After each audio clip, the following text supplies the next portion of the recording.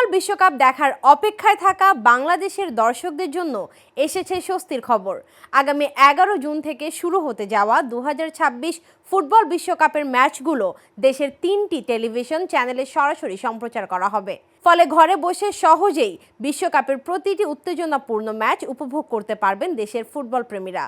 শুধু টেলিভিশনেই নয়, মোবাইল ফোনেও দেখা যাবে বিশ্বকাপ। ডিজিটাল প্ল্যাটফর্ম টফি ও বায়োস্কোপে ম্যাচগুলো লাইভ স্ট্রিমিং করা হবে, যা দর্শকদের জন্য বাড়তি সুবিধা এনে দিচ্ছে। যুক্তরাষ্ট্র, কানাডা ও মেক্সিকোর যৌথ আয়োজনে অনুষ্ঠিত হতে যাচ্ছে বিশ্বকাপের 23তম আসর।